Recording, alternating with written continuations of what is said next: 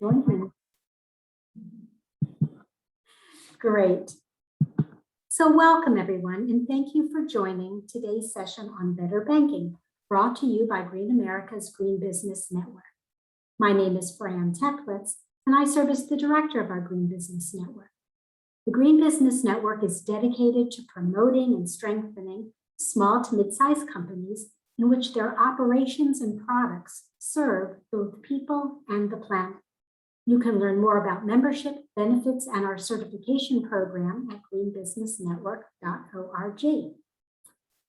The Green Business Network's mission reflects the broader mission of Green America as a whole, which is figuring out the strategies for harnessing economic power.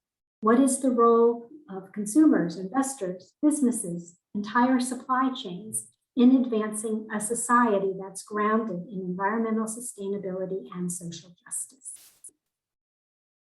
And when we say green, we always mean the marriage connection between environmental and social needs, not trade-offs between them, but what are the holistic solutions that serve human communities and the natural world. So today's session is somewhat new, a new format that we're experimenting with called office hours, rather than a longer webinar format, in order to share with you some key information and have more discussion time, all within about 30 minutes. You can email us at gbn@greenamerica.org to share your feedback or recommendations for future topics. So it is my delight to introduce you now to Danielle Burns, who will be leading this session on banking in line with our commitment to a green economy. Danielle is a longtime Green America board member and a Green America member and a Green Business Network member. So she has a very long history of collaboration with our organization, and I'm honored to also count her as a friend. She currently serves as a vice president and head of business operations or business development at C-Note, a community investing institution, and has dedicated her career to advancing impact investing. With that, Danielle, I will turn it over to you. Thanks so much, Fran. I'm delighted to be here with you all today. As Fran shared, my name is Danielle Burns, and I am the Vice President, Head of Business Development for C-Note.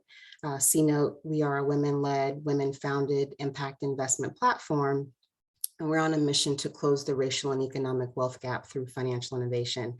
As Fran shared, I've been on the Green America. I was trying to remember exactly how many years it's been, Fran. I was like, I think it's 7, but I've been on the Green America board for, I know at least 7 years, but certainly I've been a part of the Green Business Network for over 15 years, and I'm just delighted to be here with each of you today.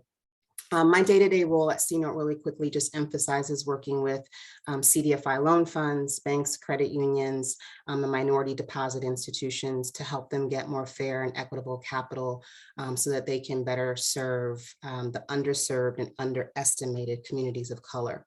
And so today, I'd like to share with you just a really high-level overview of a few better banking options and how they can help to work to create a more just and equitable society. So first, let's talk about the negative impact of big banks. As we know, communities of color have historically been underserved by banks. Just 14% of Black households and 10% of Hispanic households, or 14% of Black households and 10% of all Hispanic households had no bank accounts in 2019, according to the Federal Reserve. And for comparison, just 3% of white households were unbanked in 2019. And so perversely, we know that not having access to a bank can really cost consumers much more. And that's because they often turn to alternative financial services to handle everyday banking needs, such as cashing checks at retailers or using payday types of loans. We've all seen, unfortunately, the fair and unequitable practices that some of the larger banking institutions have participated in throughout the years.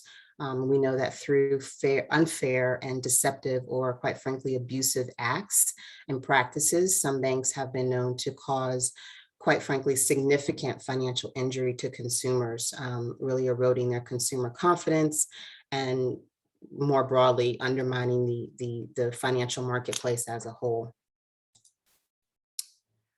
Some large banks have also contributed to the climate crisis.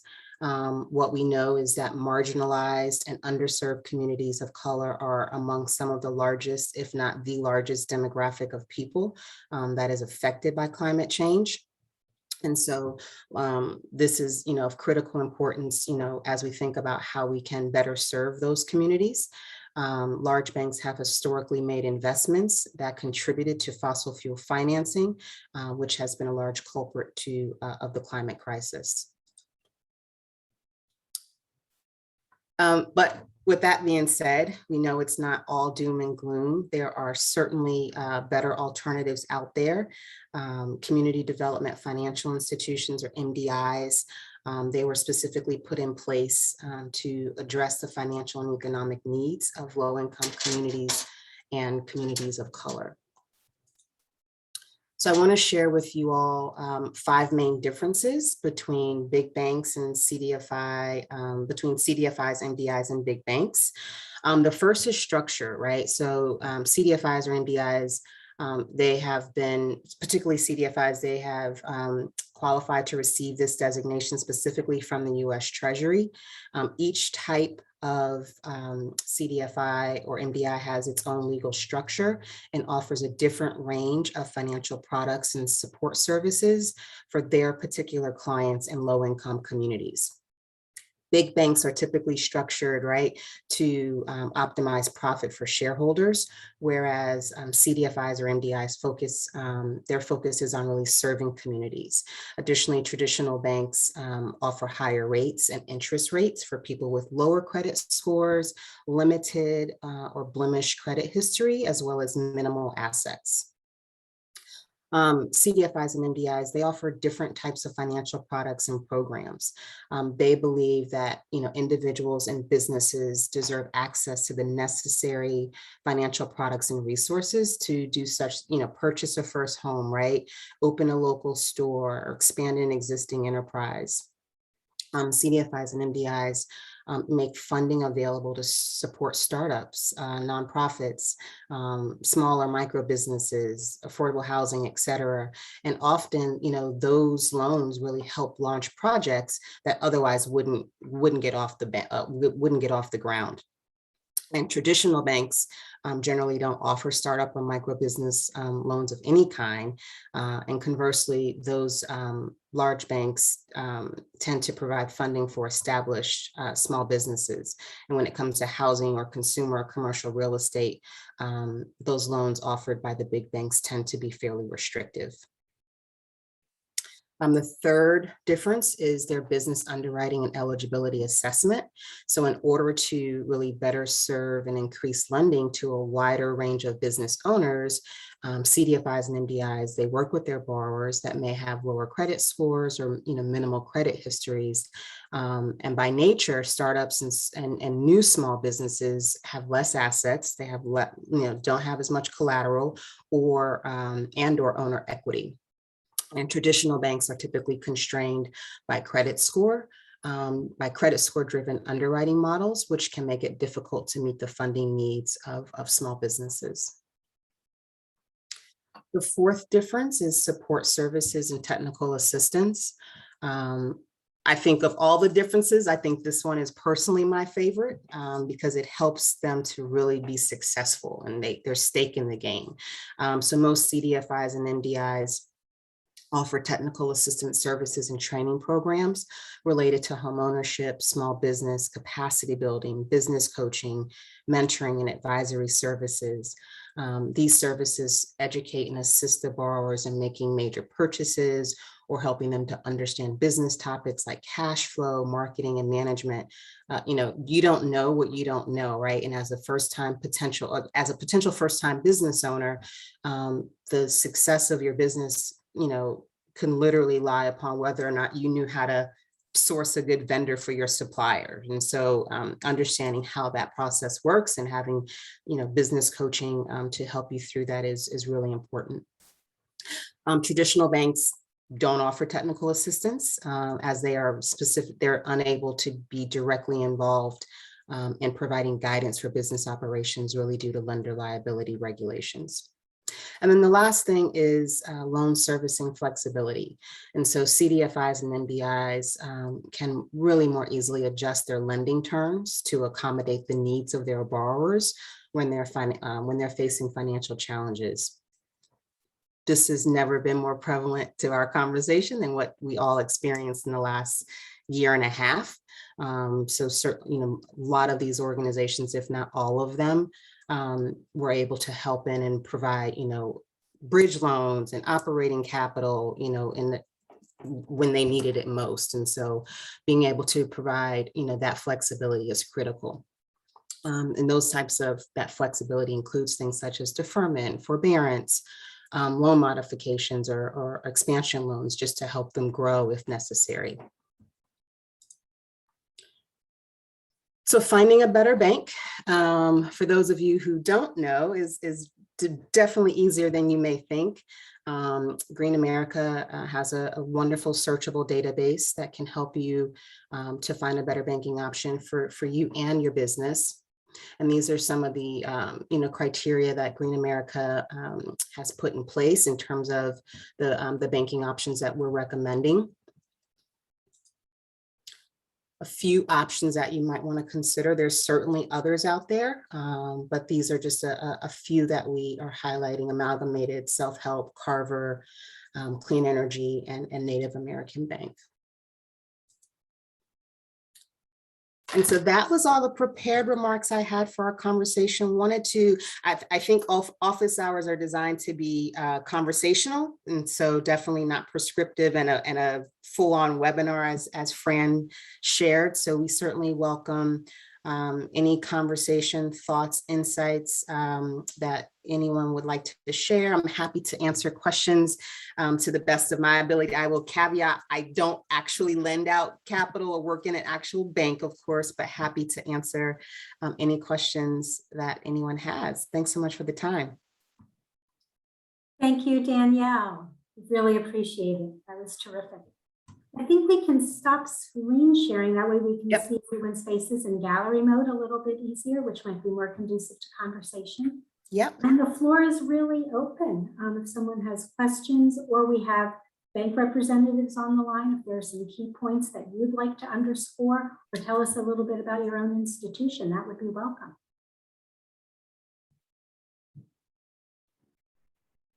I'll start. Yes, hi, thanks, Gloria. And please introduce yourself. I'm Gloria Ware, and I am the founder of Get the Bag LLC, which is a e-commerce and digital platform that's about powering up and promoting Black women entrepreneurs, which is the fastest group of people starting businesses in the country, but the most undercapitalized and generates the lowest in average revenues. I have a history as a banker. I've worked for one of those banks that was on the screen, so I was actually kind of somewhat surprised by seeing that. Now I'm gonna have to make some calls. So I've been in business since the end of 2019, and my inclination was definitely to look for a green bank, right? But then I'm also very busy, have a lot going on, and also currently still employed. The convenience piece is really important for me. Right, being able to tap into a bank that has access, so kind of like connects to all of your e-commerce tools and solutions that you need. I guess more of a fintech, and I did have a relationship with a bank, more of an e-commerce bank, but sadly they were bought out by a big bank. So that's the challenge for me, is when I'm looking at some of the greener banking alternatives, is finding one that has a national presence. Mm-hmm. Offers a lot of those very important time-saving tools. So I don't know if there's any bank reps from the things that were mentioned, but I would just love to hear more about kind of like where they are on their product roadmap and creating those types of tools, or just any thoughts that you have about that. Thank you. Sure. Hi, Gloria. This is Tasha. I'm a VP of Marketing over at Beneficial State Bank. So I would love to hear more about the tools that you're looking for, because we have a variety of tools, and also we've got a lot of stuff on our roadmap for sure, from a product standpoint, from a tech standpoint, that's coming along. I think for a lot of CDFIs, especially, the whole situation with coronavirus and the explosion of having to give out PPP loans very rapidly, that has put stress on our, it's expedited our roadmaps there. So for us, we have a mobile online banking platforms. We are soon to open just applying for an account online directly without having to call in. But right now, calling in is probably the best way to go, filling out our form, having people contact you.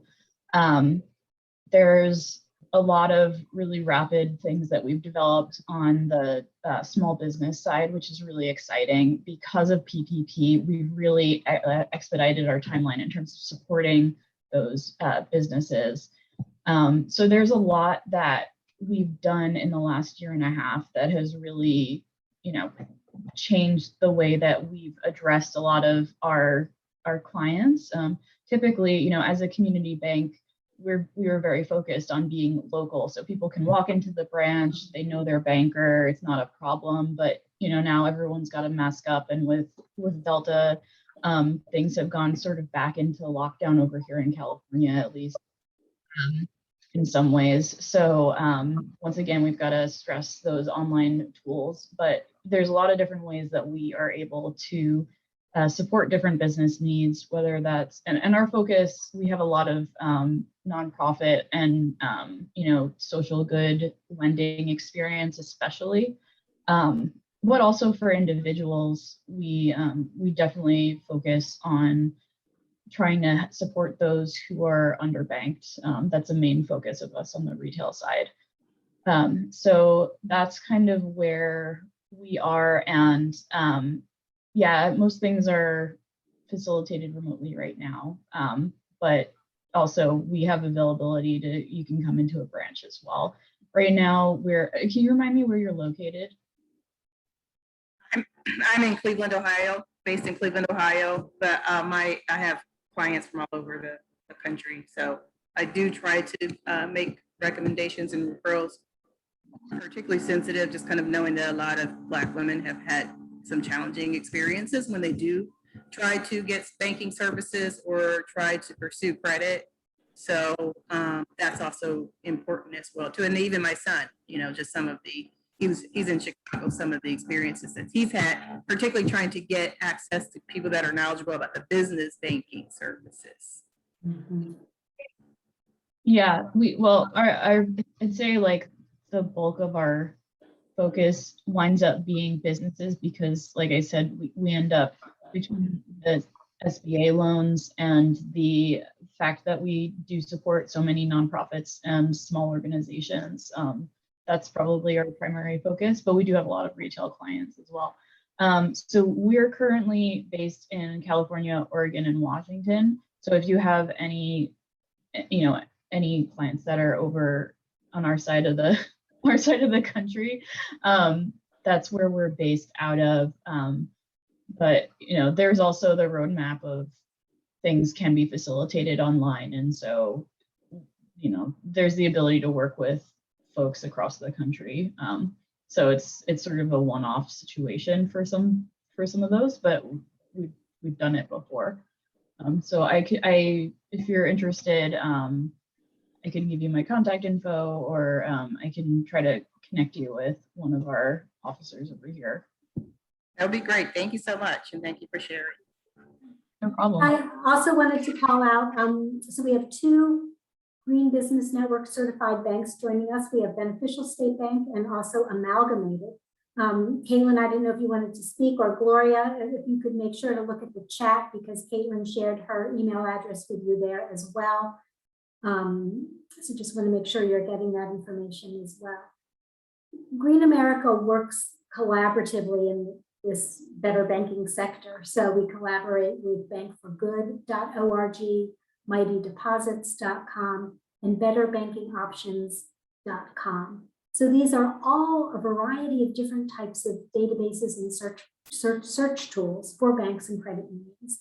And depending on what your needs are, you may want to look across these different platforms to find the best financial institution for you.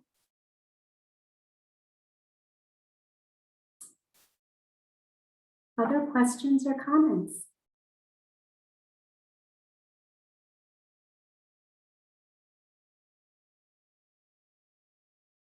For fun, could we see a show of hands of people who are using a better bank of some kind? Whether for yourself or your business? Okay, great.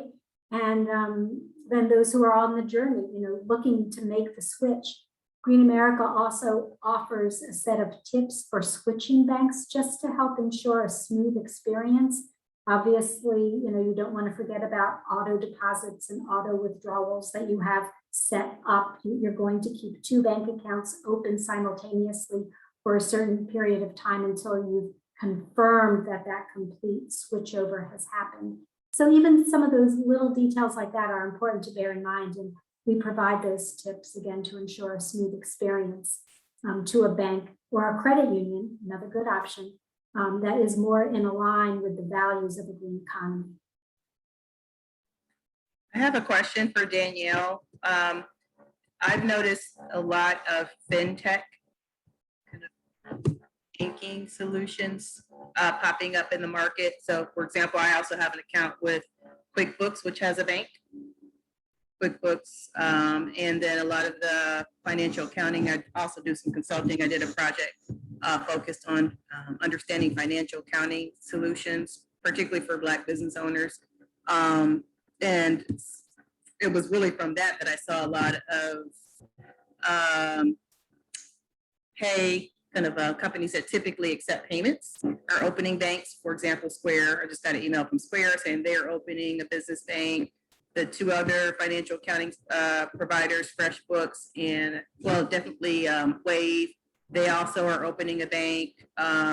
So I don't know if and when you do a little more reading, you'll see that they're not really banks. They're kind of partnering with a banking provider.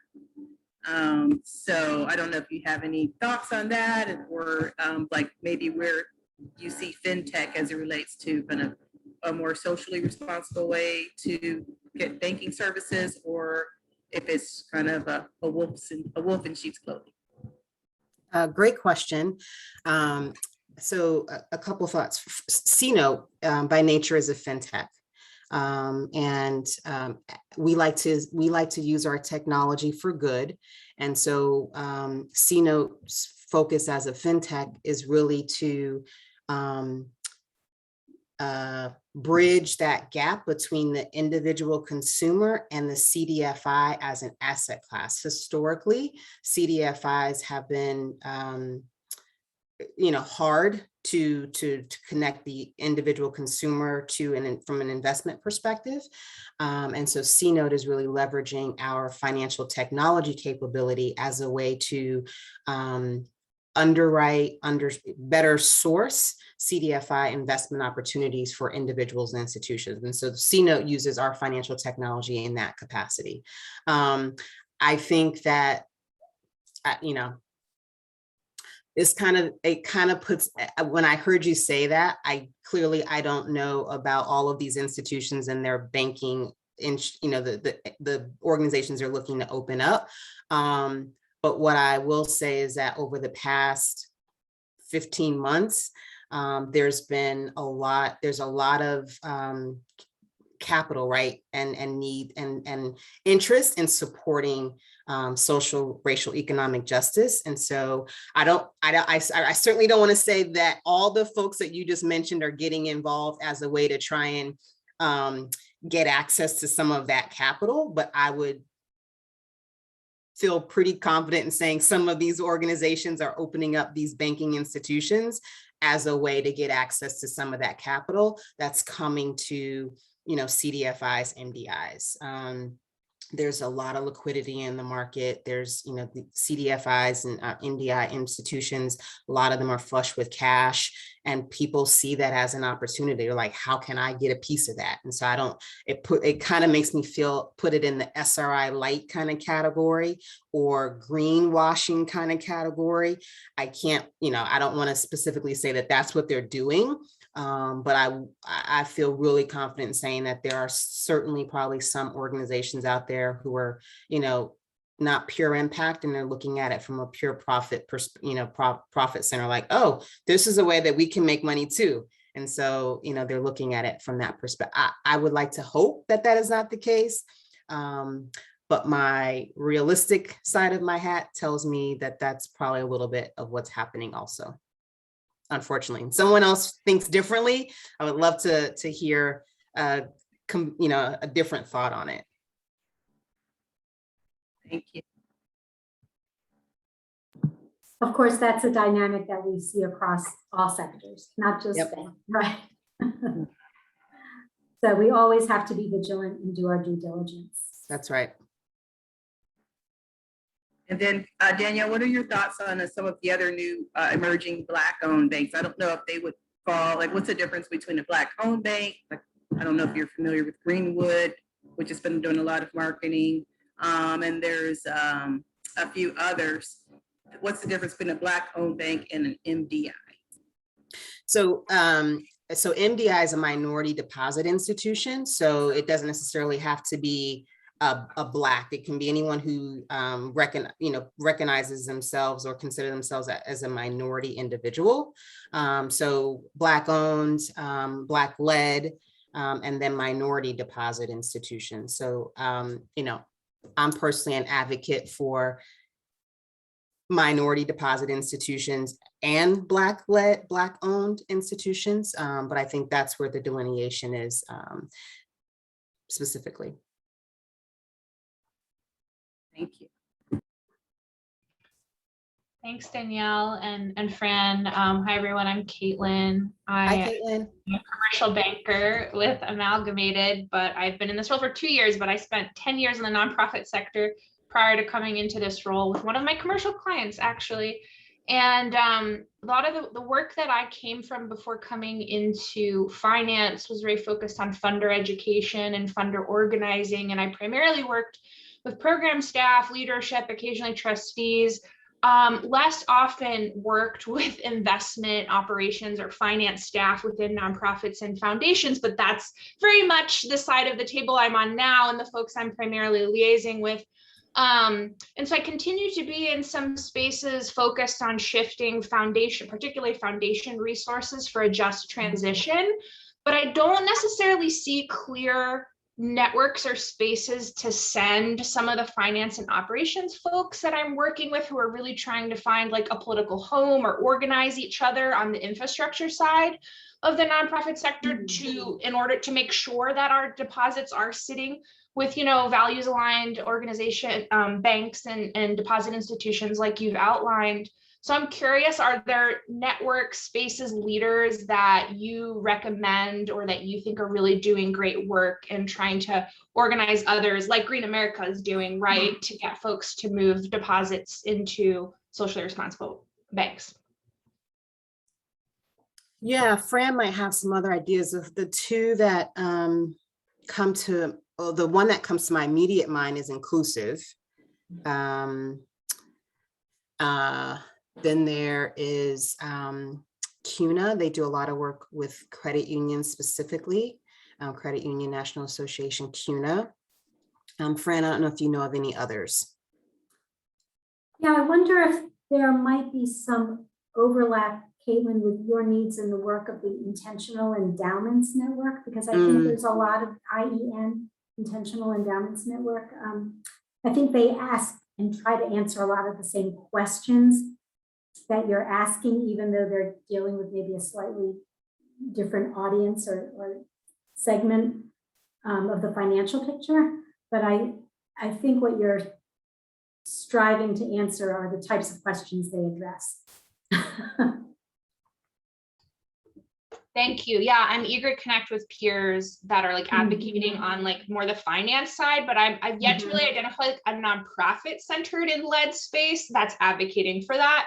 We're organizing others around that. So if anyone ever hears of something besides maybe Beneficial State Foundation, honestly, that does a lot of trainings and work with movement groups, or like Take on Wall Street, I know does political ed trainings for movement leaders that touches on that a little bit. So if there's any others that come to mind, like I'd love to be in relationship. Yeah, I'll chat with some of my team members here, Caitlin, and if anything comes up, I'll certainly shoot you over an email. That's a great question. I love that concept. And I'll ask our foundation staff if they have any recommendations about that too, because I think that's a great, just having that list of referral partners would be so useful when you run into people who are like, I really want to switch, but it's too overwhelming and my finance staff don't have capacity to do it. If there's resources to support them, so they don't feel like they're on their own figuring out how to move all their bank accounts over to a different institution.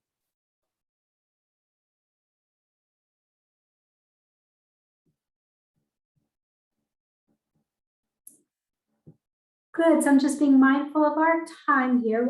The idea is to sort of get a quick hit and get a sense of direction where you could go for follow-up information. It's been exciting to see that we've made a number of connections. If there are any emails that you're missing, please feel free to contact me. I think just about everybody has my email address, or GBN, that's short for Green Business Network, gbn@greenamerica.org, and we'll make sure that you get the emails of other people who are on participating in these office hours with Danielle. Are there any final comments, recommendations, questions?